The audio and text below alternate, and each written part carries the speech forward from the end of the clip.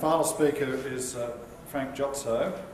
Frank is Senior Lecturer at the Crawford School, Director of the Centre for Climate, Economics and Policy, and Deputy Director of the ANU Climate Change Institute.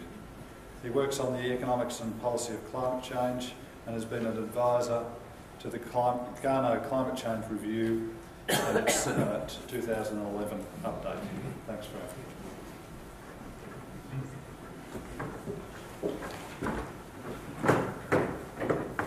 Thank you, John. Thanks, everyone. Just to make it clear, I'm wearing my ANU hat, not my Garneau Review hat at all. So,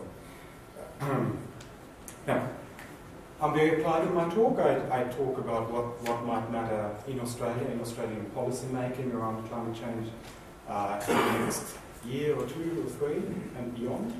So I'm talking about the issue of carbon pricing, an issue that has played an important role in the demise of probably 2 prime ministers and 1 leader of the opposition. And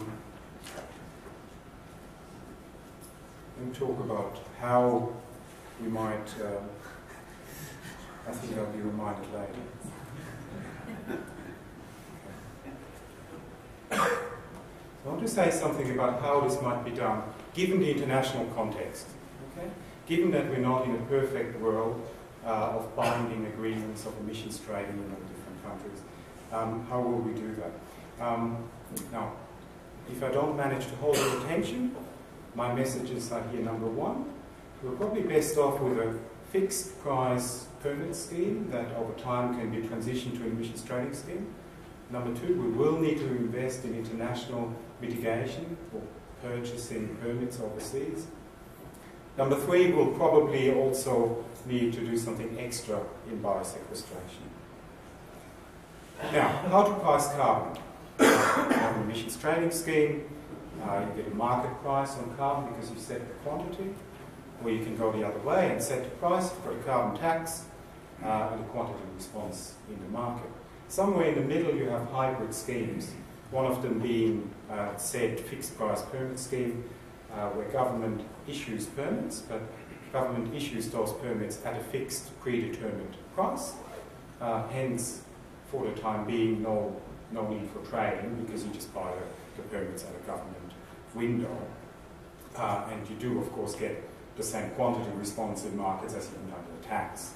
There's differences between all of these schemes in terms of who trades and how offsets and international permits are treated. I'll go into that a little bit later.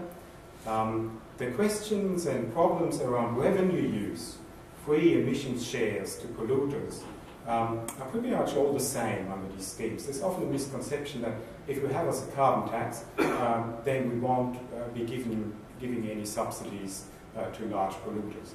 I don't think that's the case. I think we would have the exact same political economy around these issues, just in terms of tax thresholds and exemptions rather than free permits. A crucial difference between the fixed price permit scheme and the others is that you haven't locked into which form of price control you might want. Rather, the anticipated pathway here is a transition from government setting the price to a market price, to a floating price.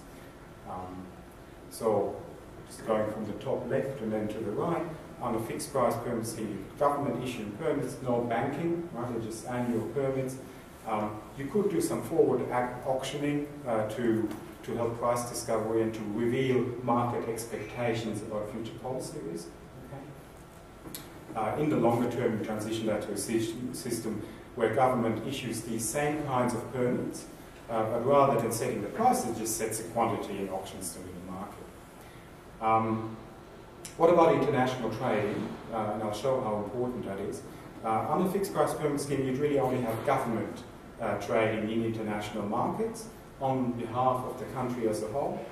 Now what that means is that government bears the risk of complying with the national target overall. Okay? So in government, it's all of us, it's the budget that bears the risk. And additionally, we're potentially introducing an inefficiency here through the likely divergence of the domestic permit price and the international price at which we're trading. Okay? It's not the efficient solution because of differences in marginal costs. Under emissions trading, down the track in this kind of model, the compliance cost is ultimately borne by emitters, because they will see whether it's a high price or a low price. They will need to trade in international markets to make up for a shortfall. And you have the cost-effective outcome as far as you can have that after transaction costs and so on and so forth. Now, where do we sit with all this with regard to what's actually going on? In an ideal world, we'd have policy certainty, which can get us on the least cost mitigation trajectory domestically. In the real world, we do have uncertainty about policy settings internationally and domestically, which brings with it delay. Treasury showed in their modelling 2-3 years ago quite convincingly that delayed climate change mitigation action means more costly climate change mitigation action. A very concrete point in that regard is a very strong increase in investment in open cycle gas power plants at the moment, which are low cost in terms of infrastructure, but high cost per unit of electricity produced. It's the kind of thing that you invest in when you just don't know which way policy is going to go. Secondly, in the ideal world, we have Australia's target and trajectory agreed and binding. In the real world, Australia's target remains a range between 5 and 25%, with the Greens calling for 25 to 40%. And right now, it appears very, very difficult to see how that gulf might possibly be breached.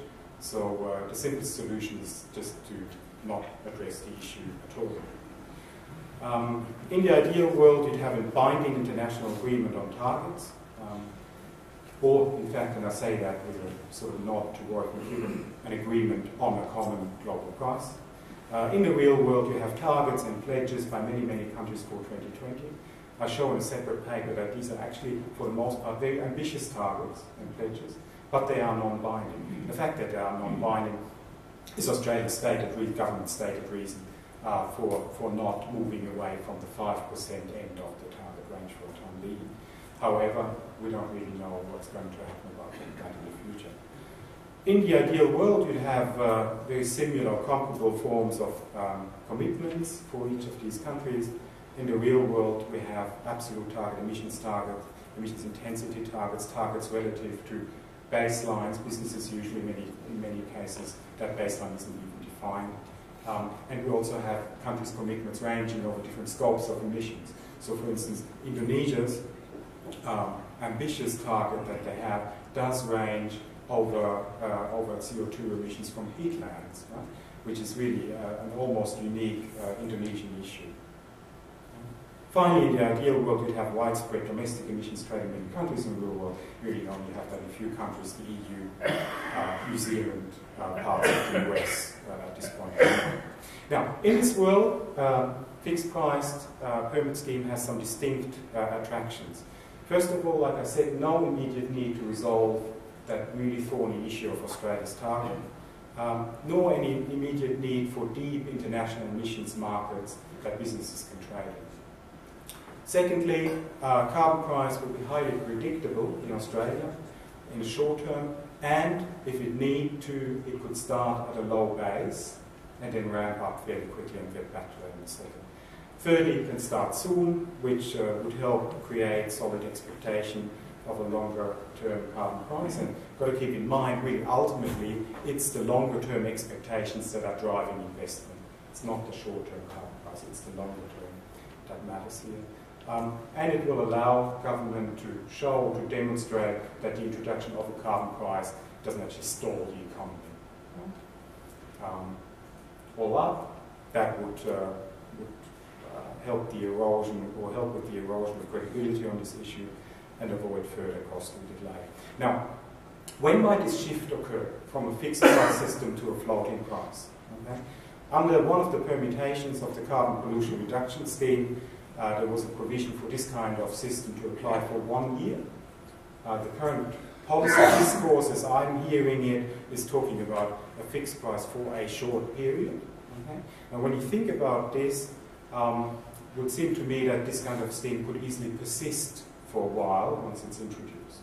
That may not be such a bad thing, but if the intention is to move to a floating price, then it's probably wise to build in some incentives for business, for large polluters, for it to be advantageous to them to move to a floating price. Otherwise, we'll be stuck in this space forever. Some useful conditions for transition. National target needs to be clear and calibrated to the degree of international action. Secondly, sufficient international trading opportunities for business so that the floating of the price is useful in that regard. Now, what might possible price trajectories be? I don't think I have a pointer up here to it, so I'll just jump up and down. Start with that blue line on the left. That is a hypothetical fixed price permit trajectory rising at 4% per year. Okay? When a line gets thinner there at some point in the future, I think I said 2020 here, this becomes a kind of default price. Okay? The way I've drawn this, the default price is on average above some sort of assumed market price, as it would occur under emissions trading, which is another way of saying here we have an incentive for the business community to actually support the shift to a floating price, because the floating price would be lower than the default price if you stayed on that government mandated trajectory. Above and below, you have a price ceiling and a price floor. Okay? That's also other work that Peter Wood that I can refer you to. This will provide additional guidance and certainty if it is implemented about what the boundaries might be. Warren calls that a price collar. Finally, the red line down there is a price trajectory that gets you to the same point, in this case at 2020, but from a much lower starting price. Okay, so I'm assuming 10% increase per year. Now, of course, noting we get to the same price, but we get to it at a slower trajectory, so we're getting less mitigation in the meantime. However, like I said, it's the long-term expectations that will matter a lot more than the near-term carbon price.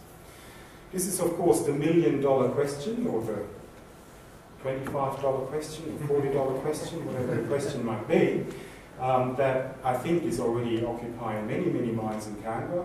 What might be the price? Just give you some markers here.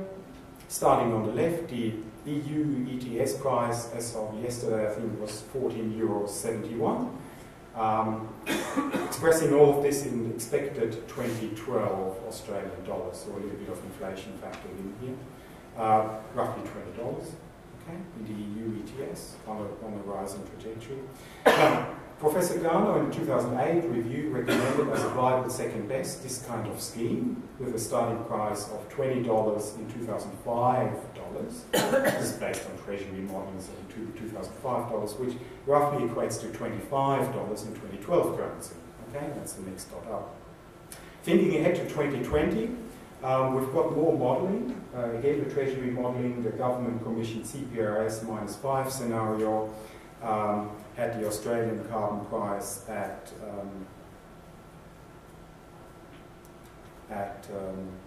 inflation adjusted, about $42 in 2020. It's 35 in 2005 prices, I think. And the Garner -25 scenario equates to something over $70 2012 prices. Now, the current expectation, according to a large-scale expert survey conducted by Point Carbon, of EU ETS prices is also around $40 at 2020.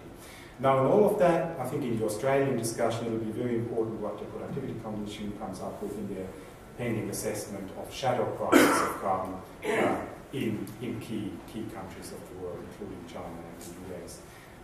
Those kinds of results will not be readily translated into economy-wide carbon prices, but I predict that it will be heavily influencing the public debate around this. I do get up early occasionally, and this was released today. This is the revised Australian projections of business as usual emissions, which would have Australia's emissions at 24% above 2000 levels by 2020. So that's a mighty gap to be bridged, even down to -5%.